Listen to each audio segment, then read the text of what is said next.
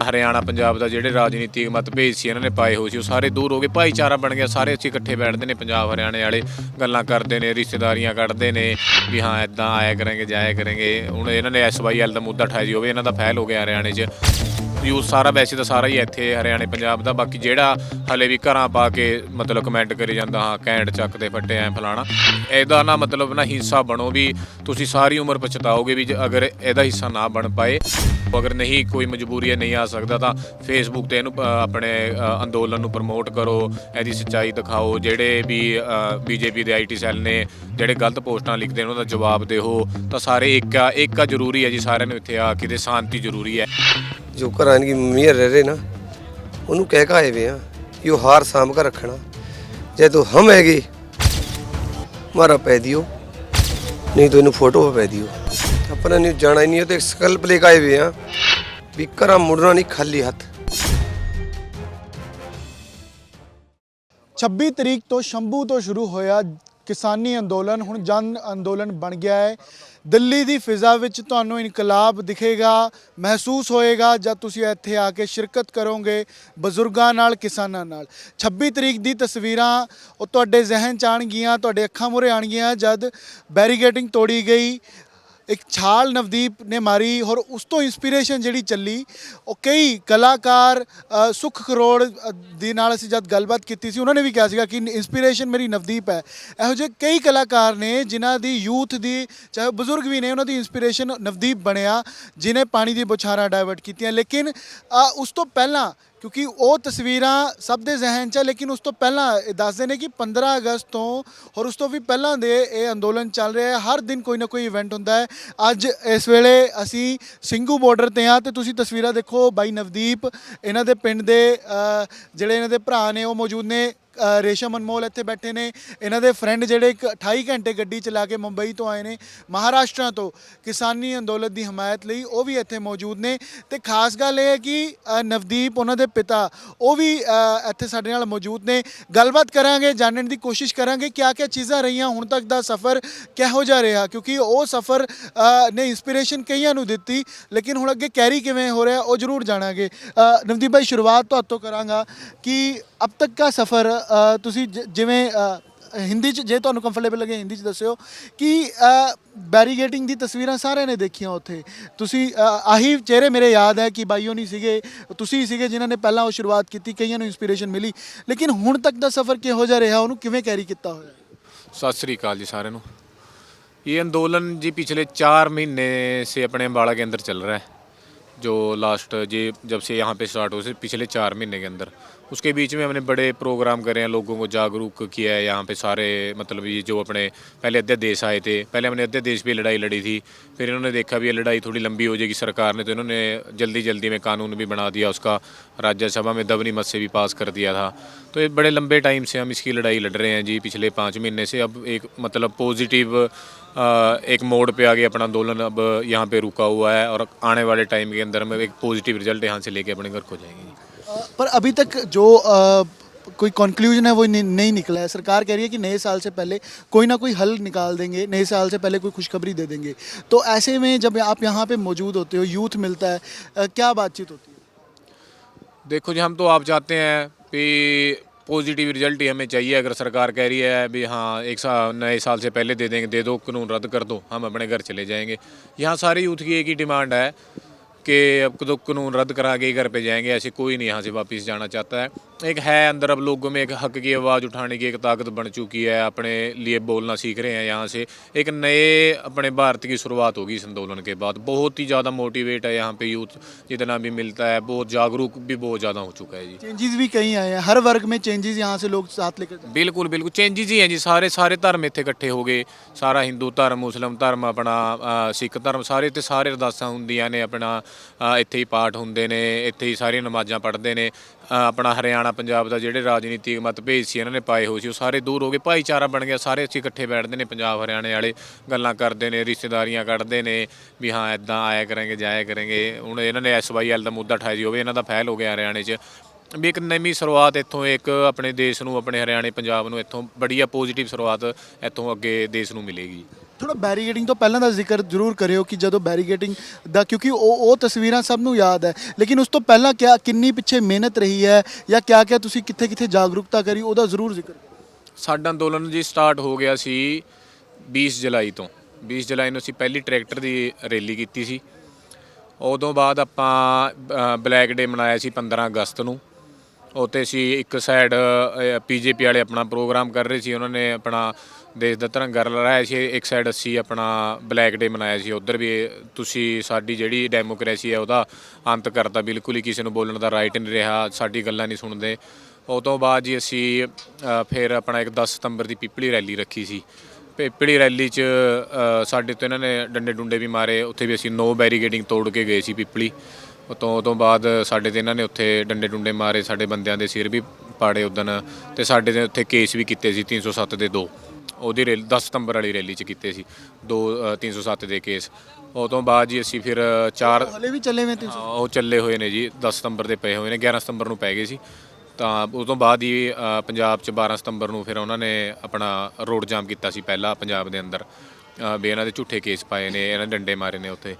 ਤਾਂ ਉਸ ਤੋਂ ਬਾਅਦ ਜੀ ਫਿਰ ਅਸੀਂ 4 ਦਿਨ ਦਾ ਧਰਨਾ 16 ਤਰੀਕ ਤੋਂ ਲੈ ਕੇ 20 ਤਰੀਕ ਤੱਕ, 16 ਤੋਂ ਲੈ ਕੇ 20 ਸਤੰਬਰ ਤੱਕ 4 ਦਿਨ ਦਾ ਲਗਾਤਾਰ ਧਰਨਾ ਅਸੀਂ ਦਿੱਤਾ ਡੀਸੀ ਦਫ਼ਤਰ ਦੇ ਬਾਹਰ। ਉੱਥੇ ਵੀ ਅਸੀਂ ਗਿਆਪਨ ਦਿੱਤੇ, ਪਰ ਸਾਡੀ ਗੱਲ ਫਿਰ ਵੀ ਨਾ ਕਿਸੇ ਨੇ ਸੁਣੀ। ਉਸ ਤੋਂ ਬਾਅਦ ਜੀ ਚਲੋ ਆਪਣਾ ਫਿਰ ਅਸੀਂ ਇੱਕ ਹੋਰ ਸਾਰੇ ਮਤਲਬ ਕੋਲ ਆਈ ਸੀ ਹਰਿਆਣੇ ਦੀ 25 ਤਰੀਕ ਨੂੰ, ਅਸੀਂ ਸਾਰੇ ਦੇ ਰੋਡ ਜਾਮ ਕੀਤੇ ਸੀ। ਉਹ ਪੰਜਾਬ 'ਚ ਵੀ ਹੋਈ ਸੀ, ਭਾਰਤ ਬੰਦ ਕੀਤਾ ਸੀ। ਹਾਂ, ਉਦੋਂ ਪਹਿਲਾਂ ਭਾਰਤ ਬੰਦ ਕੀਤਾ ਸੀ 25 ਸਤੰਬਰ ਨੂੰ। ਉਹ ਬੜਾ ਸਹਿਯੋਗ ਰਿਹਾ ਉੱਥੇ ਵੀ ਸਾਰਾ ਆਪਣਾ ਹਰਿਆਣੇ ਪੰਜਾਬ 'ਚ। ਉੱਧਰਲੀ 12 ਸੀਟਾਂ 'ਚ ਕੰਮ ਪਤਾ ਸੀ ਤਾਂ ਉੱਧਰ ਘੱਟ ਰਿਹਾ। ਉਹ ਤੋਂ ਬਾਅਦ ਫਿਰ ਇੱਕ ਕੋਲ ਆਈ ਸੀ ਆਪਣੀ 5 ਤਰੀਕ ਦੀ ਰੋਡ ਜਾਮ ਦੀ, ਤਾਂ ਅਸੀਂ ਸਾਰੇ ਹਰਿਆਣੇ ਪੰਜਾਬ 'ਚ ਸਾਰਿਆਂ ਨੇ ਰੋਡ ਜਾਮ ਕੀਤੇ ਸੀ। ਤਾਂ ਉਹ ਤੋਂ ਬਾਅਦ ਜੀ ਇਹਨਾਂ ਨੇ ਆਪਣਾ ਇੱਕ ਬੀਜੇਪੀ ਦੀ ਰੈਲੀ ਰੱਖੀ ਸੀ ਇਹਨਾਂ ਦੇ ਕਾਨੂੰਨਾਂ ਦੇ ਸਮਰਥਨ 'ਚ, ਅਸੀਂ ਉਹ ਰੋਕੀ ਸੀ। ਤਾਂ ਫਿਰ ਰੋਕੀ 3.5 ਘੰਟੇ ਅਸੀਂ ਰੋਕ ਕੇ ਰੱਖੀ। ਉਹਦੇ 'ਚ ਇੱਕ ਬਜ਼ੁਰਗ ਦੀ ਹੱਤਿਆ ਹੋ ਗਈ ਸੀ ਟਰੈਕਟਰ ਦੇ ਉੱਤੇ ਹਾਰਟ ਅਟੈਕ ਨਾਲ। ਜਿਹੜੇ ਬੀਜੇਪੀ ਦੇ ਨਾਲ ਆਏ ਸੀ ਉਹਦੇ ਵੀ ਇਹਨੇ 302 ਦੇ ਕੇਸ ਪਾਏ ਸੀ ਵੀ ਇਹਨਾਂ ਨੇ ਪੱਥਰ ਮਾਰ ਕੇ ਮਾਰਤਾ, ਬਟ ਉਹਦੀ ਜਿਹੜੀ ਰਿਪੋਰਟ ਆਈ ਸੀ ਉਹ ਹਾਰਟ ਅਟੈਕ ਦੀ ਆਈ ਸੀ। ਤਾਂ ਇਹਨੇ ਝੂਠੇ ਕੇਸ ਪਾਏ ਸੀ ਸਾਡੇ 'ਤੇ। ਫਿਰ ਅਸੀਂ ਜੀ ਇੱਕ 25 ਅਕਤੂਬਰ ਨੂੰ ਦੁਸਹਿਰੇ ਵਾਲੇ ਦਿਨ ਸਾਡੇ ਸਾਰੇ ਹਰਿਆਣੇ ਦੀ ਕੋਲ ਸੀ ਵੀ ਮੋਦੀ ਦੇ ਪੁਤਲੇ ਫੂਕਣੇ ਨੇ। ਤਾਂ ਉਹਦੇ ਅਸੀਂ ਬੜਾ ਤੰਗ ਕੀਤਾ ਪੁਲਿਸ ਨੇ। 250 ਪੁਲਿਸ ਵਾਲੇ 24 ਤਰੀਕ ਨੂੰ ਸਾਨੂੰ ਉਠਾਉਣ ਆਏ ਘਰ ਤੋਂ, ਠੀਕ ਹੈ। ਤਾਂ ਅਸੀਂ 3 ਪੁਤਲੇ ਫਿਰ ਸਾਰੇ ਪਲੈਨਿੰਗ ਨਾਲ ਸਾਰੇ ਫੂਕੇ ਸੀ, 3 ਪੁਤਲੇ ਆਪਣੇ ਉੱਧਰ। ਤਾਂ ਇਸ ਕਰਕੇ ਜਿੰਨੇ ਵੀ ਇਹ ਇਨਸੀਡੈਂਟਸ ਹੋਏ ਤਾਂ ਹੁਣ ਤੱਕ ਮਤਲਬ ਤੁਹਾਨੂੰ ਲੱਗਦਾ ਕਿ ਉਹ ਮਿਹਨਤ ਹੌਲੀ ਹੌਲੀ ਰੰਗ ਲਿਆ ਰਹੀ ਹੈ ਜਾਂ ਅੱਗੇ ਹਲੇ ਵੀ ਵੇਟ ਹੈ? ਅਸੀਂ ਤਾਂ ਜੀ ਘਰੋਂ ਜਦ ਪਹਿਲਾਂ ਪ੍ਰੋਗਰਾਮ ਕੀਤਾ ਸੀ ਇਹ ਸੋਚ ਕੇ ਚੱਲੇ ਸੀ ਕਿ ਜਦ ਤੱਕ ਇਹਨਾਂ ਦੀ ਸਰਕਾਰ ਹੈ 3.5 ਸਾਲ ਅਸੀਂ ਪ੍ਰੋਗਰਾਮ ਕਰਨੇ ਨੇ। ਥੋੜ੍ਹੇ ਟਾਈਮ ਬਾਅਦ ਵੀ ਜਦ ਸਰਕਾਰ ਚਲੀ ਜਾਊਗੀ ਲਾਗੂ ਨਹੀਂ ਹੋਣ ਦੇਣੇ, ਤਾਂ ਉਹ ਤੋਂ ਬਾਅਦ ਅਸੀਂ ਇਹਨਾਂ ਨੂੰ ਸਰਕਾਰ ਨੂੰ ਚੇਂਜ ਕਰਕੇ ਕਾਨੂੰਨ ਰੱਦ ਕਰਾ ਲਾਂਗੇ ਦੂਜੀ ਸਰਕਾਰ ਤੋਂ। ਪਰ ਚਲੋ ਪ੍ਰਮਾਤਮਾ ਨੇ ਸਾਥ ਹੀ ਬੜਾ ਦਿੱਤਾ ਕਿ ਅੱਜ ਅਸੀਂ 5 ਮਹੀਨੇ ਦੇ ਸੰਘਰਸ਼ ਇੱਕ ਬੜੀਆ ਮੋੜ ਤੇ ਬੈਠੇ ਹਾਂ, ਪੋਜ਼ੀਟਿਵ ਮੋੜ ਤੇ ਬੈਠੇ ਹਾਂ ਵੀ ਅਸੀਂ ਉਹਦੇ ਕੁਛ ਨਾ ਕੁਛ ਲੈ ਕੇ ਜਾਵਾਂਗੇ ਜੀ। ਅੱਛਾ, ਜਦੋਂ ਕੋਈ ਕਲਾਕਾਰ ਜਾਂ ਕੋਈ ਨਾਮੀ ਚਿਹਰਾ ਕਹਿੰਦਾ ਕਿ ਮੈਨੂੰ ਇੰਸਪੀਰੇਸ਼ਨ ਨਵਦੀਪ ਤੋਂ ਮਿਲੀ, ਕਈਆਂ ਦੇ ਤੁਸੀਂ ਹੀਰੋ, ਕਈਆਂ ਦੇ ਆਈਡਲ ਬਣੇ ਹੋਏ, ਉਹਦੇ ਵਿੱਚ ਕਿਆ ਜਿਹਾ ਲੱਗਦਾ? ਔਰ ਜਿਹੜਾ ਯੂਥ ਨਵਾਂ ਆਉਂਦਾ ਹੈ ਉਹਨਾਂ ਨੂੰ ਕਿਆ ਕਹਿੰਦੇ ਹੋ ਕਿ ਕਿਆ ਗੱਲਬਾਤ ਕਰਦਾ ਹੈ? ਇੱਥੇ ਦਾ ਜੀ ਇੱਕ ਮੁੰਡਾ ਜਿਹੜਾ ਵੀ ਆਇਆ ਹੋਇਆ, ਇੱਕ ਆਪਣੇ ਬਜ਼ੁਰਗ ਆਏ ਨੇ, ਸਾਰੇ ਆਈਡਲ ਨੇ, ਸਾਰੇ ਹੀਰੋ ਨੇ ਜਿਨ੍ਹਾਂ ਨੇ ਇੱਥੇ ਸਹਿਯੋਗ ਪਾਇਆ ਆ ਕੇ। ਯੂਥ ਨੂੰ ਤਾਂ ਇਹੀ ਮੈਸੇਜ ਹੈ ਜੀ, ਦੇਖੋ ਯੂਥ ਸਾਰਾ ਵੈਸੇ ਤਾਂ ਸਾਰਾ ਹੀ ਇੱਥੇ ਹਰਿਆਣੇ ਪੰਜਾਬ ਦਾ, ਬਾਕੀ ਜਿਹੜਾ ਹਲੇ ਵੀ ਘਰਾਂ ਪਾ ਕੇ ਮਤਲਬ ਕਮੈਂਟ ਕਰੀ ਜਾਂਦਾ ਹਾਂ ਕੈਂਟ ਚੱਕਦੇ ਫੱਟੇ ਐਂ ਫਲਾਣਾ, ਤਾਂ ਉਹਨਾਂ ਨੇ ਵੀ ਇਹੀ ਹੈ ਵੀ ਇੱਧਰ ਆ ਕੇ ਇਹਦਾ ਨਾ ਮਤਲਬ ਨਾ ਹਿੱਸਾ ਬਣੋ, ਵੀ ਤੁਸੀਂ ਸਾਰੀ ਉਮਰ ਪਛਤਾਓਗੇ ਵੀ ਅਗਰ ਇਹਦਾ ਹਿੱਸਾ ਨਾ ਬਣ ਪਾਏ।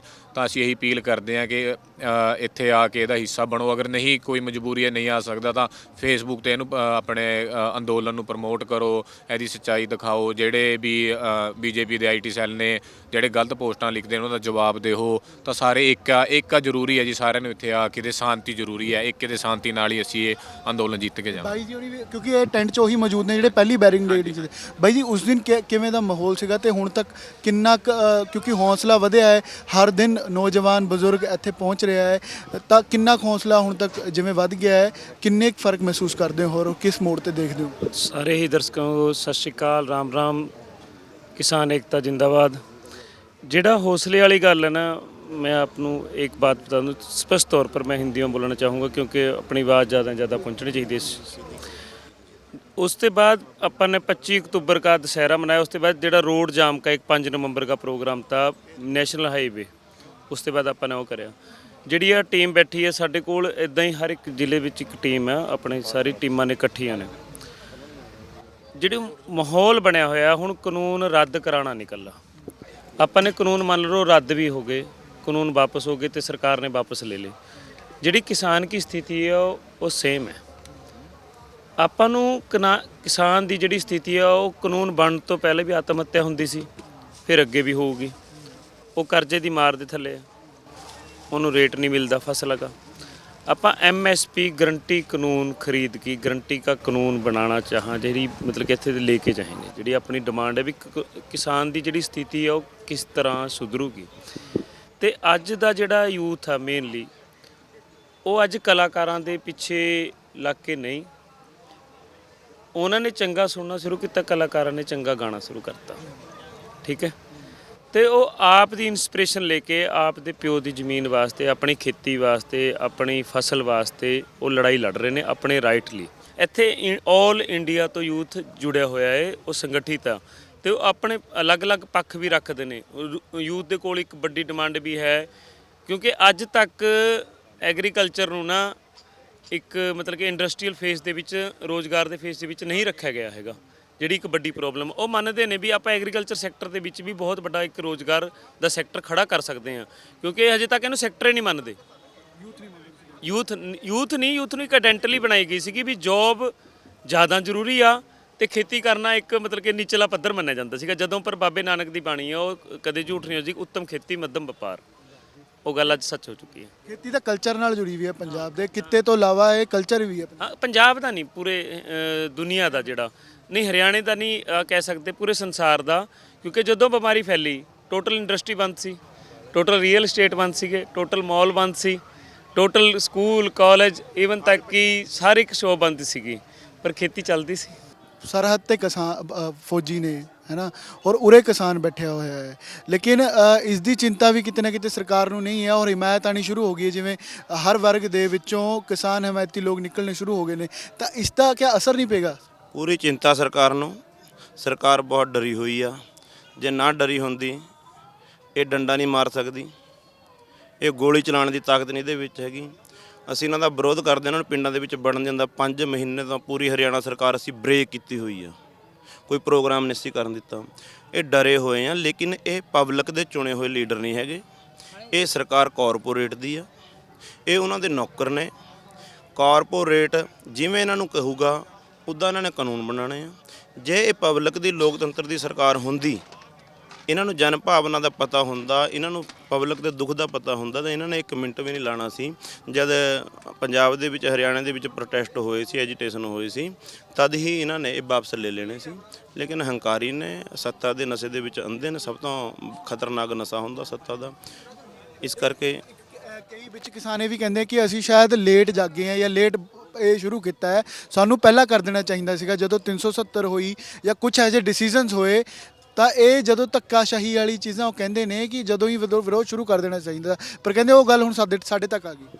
ਹੁਣ ਤੱਕ ਇਹ ਕੁਝ ਪੜ੍ਹੇ ਲਿਖੇ ਲੋਕਾਂ ਦੀ ਗੱਲ ਸਮਝ 'ਚ ਆ ਜਾਂਦੀ ਹੈ, ਪਰ ਉਹ ਬਹੁਤ ਵੱਡਾ ਅੰਦੋਲਨ ਨਹੀਂ ਕਰ ਸਕਦੇ। ਅੰਦੋਲਨ ਕਰਨ ਵਾਸਤੇ ਤਾਕਤ ਚਾਹੀਦੀ, ਐਕਸਪੀਰੀਅੰਸ ਚਾਹੀਦਾ ਹੈ, ਜਿਹੜਾ ਕਿਸਾਨੀ ਉਹਨਾਂ ਦੇ ਲੰਬੇ ਸਮੇਂ ਤੋਂ ਕਿਸਾਨੀ ਉਹਨਾਂ ਦੇ ਕੋਲ ਹੈ। ਇਹ ਹਰ ਇੱਕ ਆਦਮੀ ਤੇ ਮੰਨ ਲਓ ਇਹਨਾਂ ਨੇ ਅਟੈਕ ਕੀਤਾ, ਉਹਦੇ ਕੋਲ ਇੰਨਾ ਸੰਘਰਸ਼ ਕਰਨ ਦਾ ਜਜ਼ਬਾ ਜਾਂ ਅੰਦੋਲਨ ਕਰਨ ਦਾ ਐਕਸਪੀਰੀਅੰਸ ਨਹੀਂ ਹੁੰਦਾ। ਜੀਰਾ ਵੀ ਹੁੰਦਾ, ਲੇਕਿਨ ਸੰਗਠਿਤ ਨਹੀਂ ਹੁੰਦੇ ਹੈਗੇ ਲੋਕ। ਕਿਸਾਨ ਉਹਨਾਂ ਦੀ ਜਿਹੜੀ ਦੇਣ ਆ ਪਿਛਲੇ ਲੰਬੇ ਸਮੇਂ ਤੋਂ ਇੱਕ ਸੰਗਠਿਤ ਨੇ। ਜਦ ਇੱਕ ਕਾਲ ਕੀਤੀ, ਪੂਰਾ ਭਾਰਤ ਬੰਦ ਹੋਇਆ, ਫਿਰ ਇਹ ਸਰਕਾਰਾਂ ਕਹਿਣ ਲੱਗੀਆਂ ਇਹ ਤਾਂ ਖਾਲਿਸਤਾਨੀਆਂ ਦਾ, ਇਹ ਤਾਂ ਮਾਓਵਾਦੀਆਂ ਦਾ, ਇਹ ਤਾਂ ਲੈਫਟ ਵਾਲਿਆਂ ਦਾ। ਫਿਰ ਜਿੱਦਣ ਭਾਰਤ ਬੰਦ ਕੀਤਾ ਹੁਣ ਪਿੱਛੇ, ਪੂਰੀ ਦੇ ਪੂਰੇ ਹਿੰਦੁਸਤਾਨ ਦੇ ਪੂਰੇ ਵਰਗਾਂ ਨੇ, ਪੂਰੀ ਕਮਿਊਨਿਟੀ ਨੇ ਉਹਨੂੰ ਤੈਅ ਕਰਤਾ ਵੀ ਜਿਹੜਾ ਕਿਸਾਨ ਅੰਦੋਲਨ ਆ, ਅਸੀਂ ਇਹਦੇ ਸਮਰਥਨ 'ਚ ਆ। ਇਹ ਸਰਕਾਰ ਨੂੰ ਵਾਪਸ ਲੈਣਾ ਚਾਹੀਦਾ। ਉਸ ਦਿਨ ਤੋਂ ਸਰਕਾਰ ਬਹੁਤ ਬੈਕਫੁੱਟ 'ਤੇ, ਸੋਚਣ 'ਤੇ ਮਜਬੂਰ ਹੈ। ਇਹ ਗੱਲ ਨਹੀਂ ਚੱਲੀ ਵੀ ਹਾਂ ਫਲਾਣਾ ਵਰਗ ਇਹਨਾਂ ਦੇ ਨਾਲ ਨਹੀਂ, ਇਹ ਕਮਿਊਨਿਸਟ ਹੈ, ਇਹ ਮਾਓਵਾਦੀ ਹੈ, ਇਹ ਖਾਲਿਸਤਾਨੀ ਹੈ, ਸਾਰੀ ਗੱਲਾਂ 'ਤੇ ਪਾਣੀ ਫੇਰਤਾ। ਇੱਕ ਆਖਿਰ 'ਚ ਸਵਾਲ ਪੁੱਛੂੰਗਾ, ਪਰਿਵਾਰ ਦੀ ਕਿੰਨੀ ਕੁ ਯਾਦ ਆਉਂਦੀ ਹੈ? ਜਿੱਦਾਂ 5-6 ਮਹੀਨੇ ਹੋ ਗਏ ਲੱਗਿਆਂ ਨੂੰ, ਜਾਂ ਪਰਿਵਾਰ ਜਿਵੇਂ ਆਇਆ ਔਰ ਗੇੜਾ ਮਾਰਿਆ ਉਹਨਾਂ ਨੇ ਤੁਹਾਡੇ? ਪਰਿਵਾਰ ਗੇੜਾ ਵੀ ਮਾਰ ਕੇ ਗਿਆ ਔਰ ਸੇਵਾ ਦੇ ਵਿੱਚ ਲੱਗਿਆ ਹੋਇਆ। ਜਿਹੇ ਜੀ ਉਹਨਾਂ ਕੋਲ ਬਣਦੀ, ਉੱਥੇ ਲੰਗਰ ਪਾਣੀ ਹੈ, ਆਪਣੇ ਕੱਪੜੇ। ਸਾਨੂੰ ਤਾਂ ਪਰਿਵਾਰ ਯਾਦ ਆਉਣ ਦੀ ਜ਼ਰੂਰਤ ਨਹੀਂ, ਇੱਥੇ ਤਾਂ ਇੰਨਾ ਵੱਡਾ ਪਰਿਵਾਰ ਹੋ ਗਿਆ।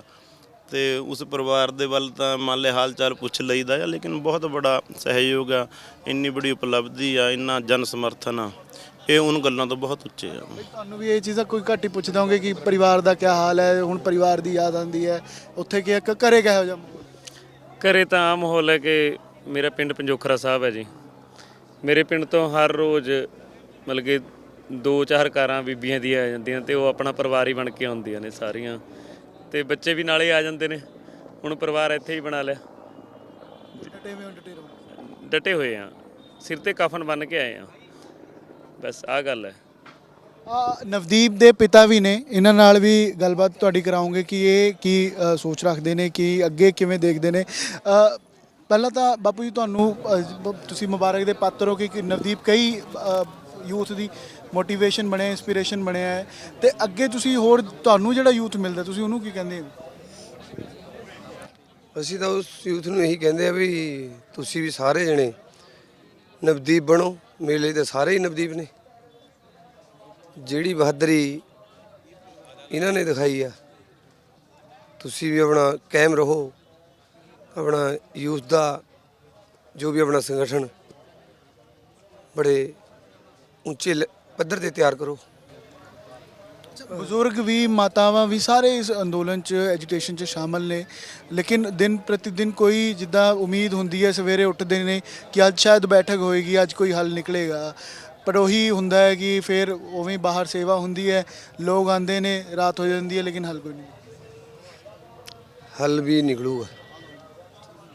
ਅਸੀਂ ਹੱਲ ਕੱਢਣ ਵਾਸਤੇ ਹੀ ਆਏ ਆ, ਇੱਦਾਂ ਤਾਂ ਆਪਾਂ ਨੇ ਵੀ ਨਹੀਂ ਮੁੜਨਾ। ਆਪਾਂ ਵੀ ਘਰਾਂ ਕਹਿ ਕੇ ਆਏ ਹੋਏ ਆ, ਆਪਾਂ ਨਾ ਇੱਕ ਹਾਰ ਦੇ ਕੇ ਆਏ ਵੇ ਘਰਾਂ। ਆਪਣੇ ਜੋ ਘਰਾਂ ਦੀ ਮੰਮੀਆਂ ਰਹਿ ਰਹੇ ਨਾ, ਉਹਨੂੰ ਕਹਿ ਕੇ ਆਏ ਵੇ ਆ ਕਿ ਉਹ ਹਾਰ ਸਾਂਭ ਕੇ ਰੱਖਣਾ। ਜੇ ਤੂੰ ਹਮ ਹੈਗੇ ਮਾਰਾ ਪੈ ਦਿਓ, ਨਹੀਂ ਤਾਂ ਇਹਨੂੰ ਫੋਟੋ ਪੈ ਦਿਓ। ਆਪਣਾ ਨਹੀਂ ਜਾਣਾ ਹੀ ਨਹੀਂ, ਉਹ ਤੇ ਸੰਕਲਪ ਲੈ ਕੇ ਆਏ ਵੇ ਆ ਵੀ ਘਰਾਂ ਮੁੜਨਾ ਨਹੀਂ ਖਾਲੀ ਹੱਥ। ਤਿੰਨੋਂ ਕਾਲੇ ਕਾਨੂੰਨ ਰੱਦ ਕਰੇਗਾ ਜਾਣੇ ਆ। ਜੋ ਵੀ ਮੇਰੇ किसानों की सारे स्टेटा की होर भी स्टेटा जो है उन वास्ते भी बहुत समस्या है, सरकारों ने खड़ी करी भी, उनका भी हल हुआ। ਹੁਣ ਤੱਕ ਦਾ ਜਿੰਨਾ ਅੰਕਲ ਸਫ਼ਰ ਰਿਹਾ ਉਹ ਕਿਹੋ ਜਿਹਾ ਰਿਹਾ? ਹੁਣ ਤੱਕ ਦਾ ਜਿਵੇਂ ਮਹੀਨਾ ਹੋ ਗਿਆ ਇੱਥੇ संघर्ष के अंदर ये तो है नहीं भी अग्गा फुल फुल पड़े हैं, कंडे भी हैं, और हम उन कंडिया फुल समझ के चला। ਅੰਕਲ ਬਹੁਤ ਗੱਲਬਾਤ ਕਰਨ ਲਈ। ਤਾਂ ਇਹ ਤੁਸੀਂ ਦੇਖੋ ਇੱਥੇ ਸਿੰਘੂ ਬਾਰਡਰ ਤੇ ਨਵਦੀਪ ਬਾਈ ਹੁੰਦਾ ਟੈਂਟ ਹੈ, ਇੱਥੇ ਰੇਸ਼ਨ ਮਨਮੋਲ ਬੈਠੇ ਸੀਗੇ ਥੋੜੀ ਦੇਰ ਪਹਿਲਾਂ, ਔਰ ਜਿੰਨੇ ਪਹਿਲੀ ਬੈਰੀਗੇਟਿੰਗ ਦੀ ਤਸਵੀਰਾਂ ਜਿਹੜੀਆਂ ਸੀਗੀਆਂ, ਔਰ ਇਹ ਅੰਦੋਲਨ ਅਗਸਤ ਦਾ ਚੱਲਦਾ ਆ ਰਿਹਾ। ਹਰ 10 ਦਿਨ ਬਾਅਦ, ਹਰ 5 ਦਿਨ ਬਾਅਦ ਕੋਈ ਨਾ ਕੋਈ ਇਵੈਂਟ ਹੈਗਾ ਹੈ, ਕੋਈ ਨਾ ਕੋਈ ਅੰਦੋਲਨ ਹੈਗਾ, ਤਾਂ ਕਿ ਕੇਂਦਰ ਸਰਕਾਰ ਜਾਗੇ ਔਰ ਜਿਹੜੀ ਮੰਗਾਂ ਹੈਗੀਆਂ ਕਿਸਾਨਾਂ ਦੀਆਂ ਉਹਨਾਂ ਨੂੰ ਪੂਰਾ ਕਰੇ, ਨਹੀਂ ਤਾਂ ਇਹ ਐਜੀਟੇਸ਼ਨ ਹੋਰ ਵੱਧਦਾ ਰਹੇਗਾ ਔਰ ਐਵੇਂ ਹੀ ਚੱਲਦਾ ਰਹੇਗਾ। ਕੈਮਰਾਮੈਨ ਅਮਨਦੀਪ ਦੇ ਨਾਲ ਅਮਨ ਭਾਰਦਵਾਜ, ਜਗਬਾਣੀ, ਸਿੰਘੂ ਬਾਰਡਰ, ਦਿੱਲੀ।